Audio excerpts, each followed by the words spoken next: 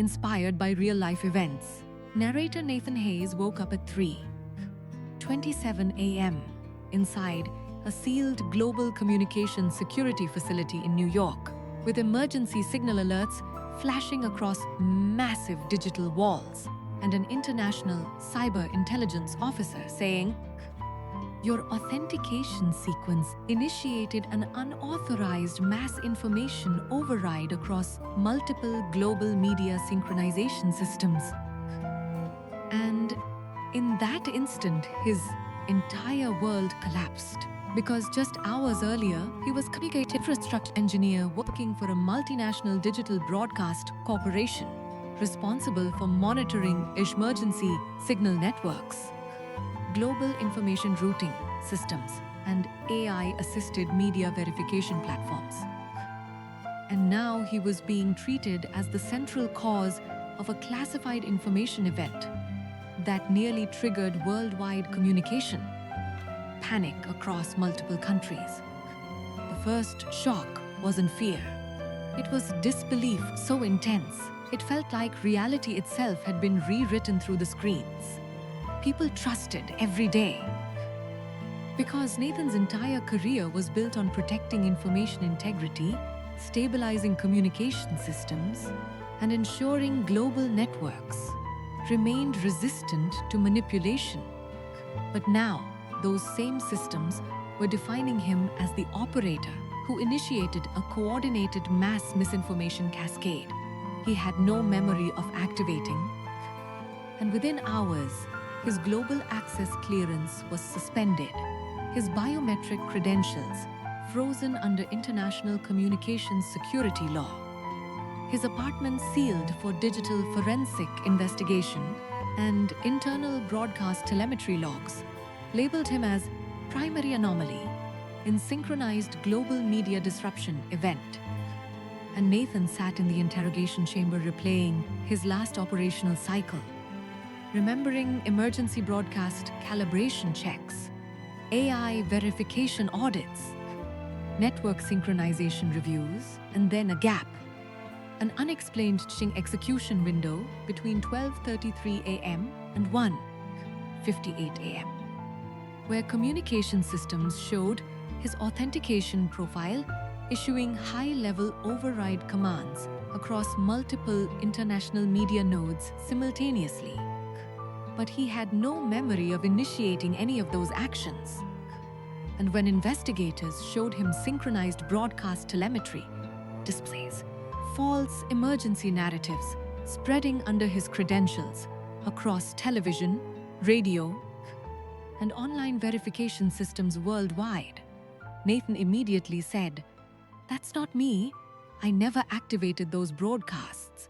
But the lead intelligence officer replied coldly, "The network has already verified complete operational integrity across all communication layers."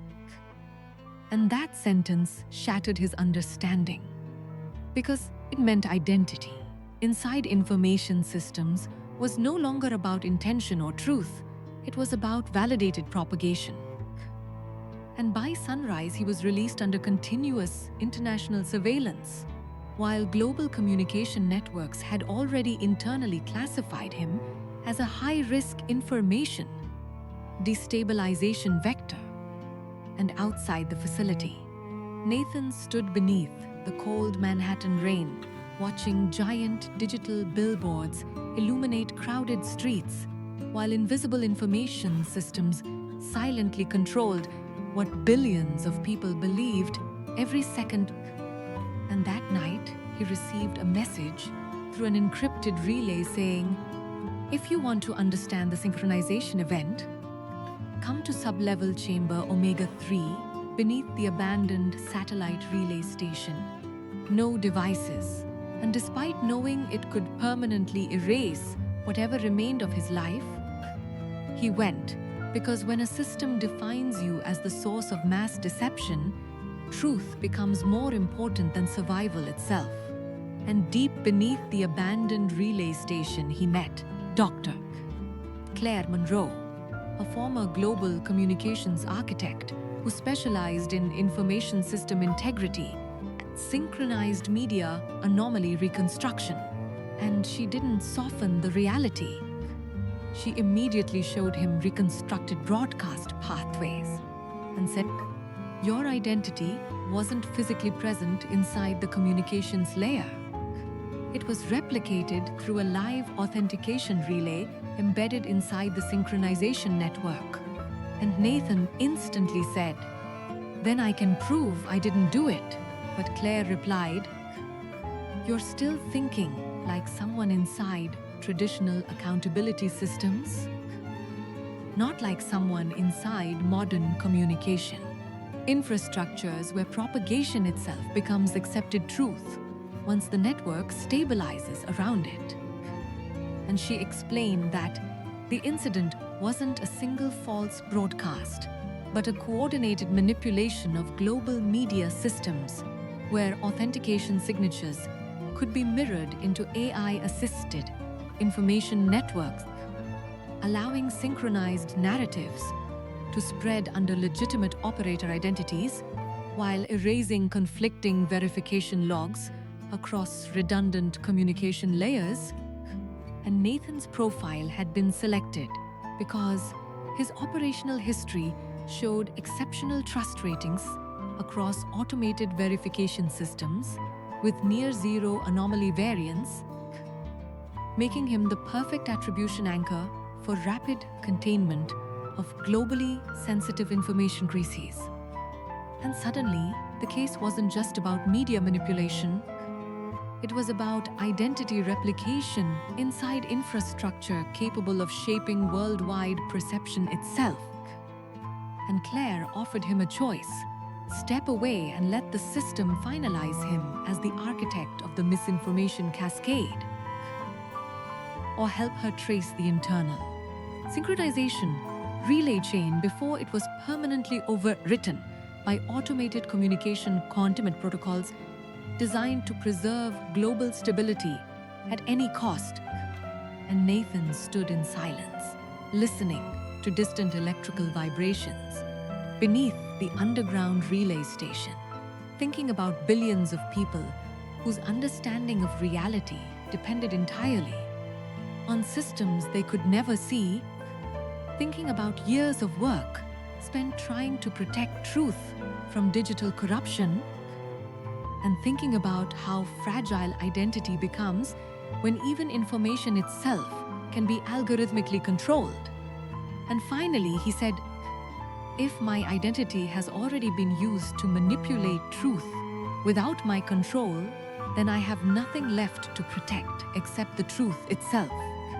And that decision pulled him into a hidden layer of global communication infrastructure where nothing remained stable. Because every broadcast log they analyzed was actively recalculating itself in real time.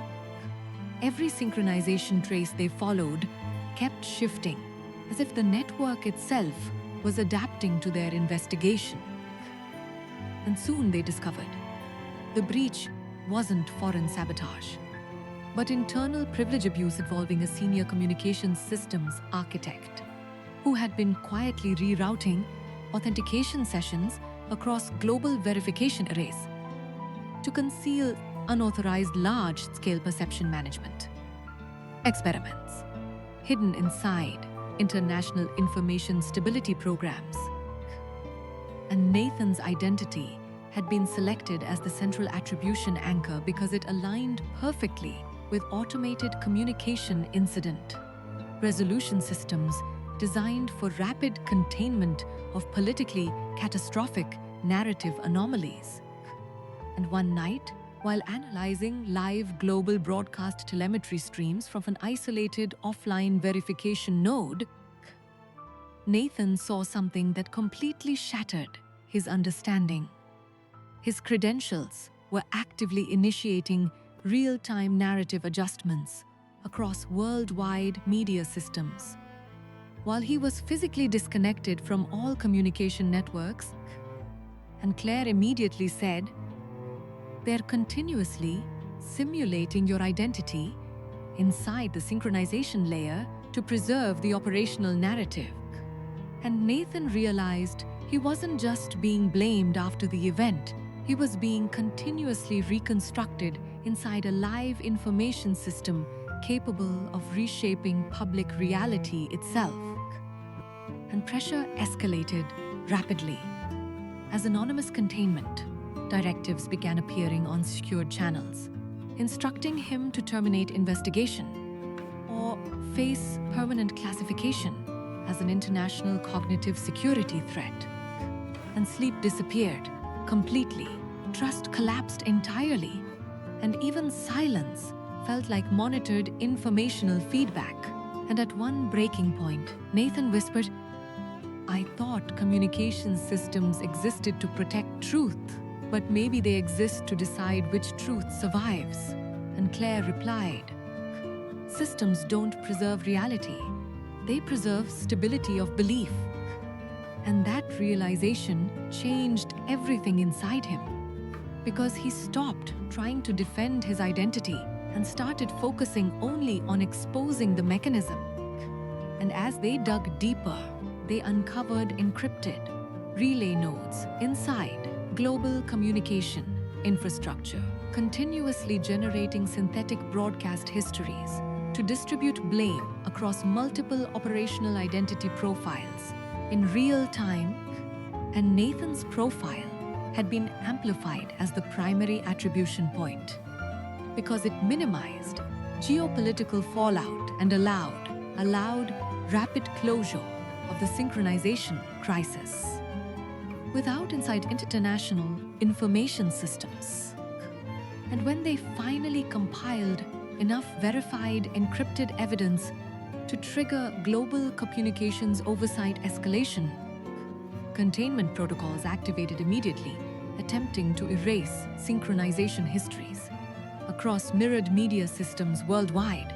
And Claire said, "This is where most people are permanently absorbed into official versions of reality." And Nathan replied, "Then I'll be the anomaly they can't broadcast away." And together, they transmitted secured evidence chains to independent international oversight authorities while preserving decentralized encrypted backups across isolated verification nodes. And within days, the investigation escalated into a worldwide communications corruption probe, exposing identity replication abuse, synchronized narrative manipulation, and coordinated information system exploitation across governments, corporations, and intelligence sectors. And arrests followed within senior communications architecture divisions. And when it was over, Nathan stood alone beneath the glowing skyline of Manhattan, watching giant digital screens continue broadcasting normal life to millions of people who would never know how fragile truth had become, realizing that the most dangerous truth about advanced systems is not that they fail, but that they can assign failure to a single identity and make it appear informationally undeniable. And a week later, when he met Claire for the last time beneath the dim glow of dormant broadcast arrays, she asked him, "What did this change in you?" And Nathan looked at the endless synchronized media feeds moving across the screens and said, "It showed me that identity inside systems is never truth. It is assigned narrative." And she asked, "And what did you gain?" And after a long silence, he replied, "The understanding that truth doesn't survive inside controlled communications and systems. It survives only in the people who refuse to accept a version of reality generated to protect the stability of the network itself." And as he walked away alone into the cold rain beneath the endless lights of New York City, he finally understood the deepest reality of his journey. That sometimes life doesn't destroy you directly. It quietly assigns you the collapse of truth itself and waits to see if you accept the story. But real survival begins the moment you refuse to become the identity a system creates to protect its own version of reality.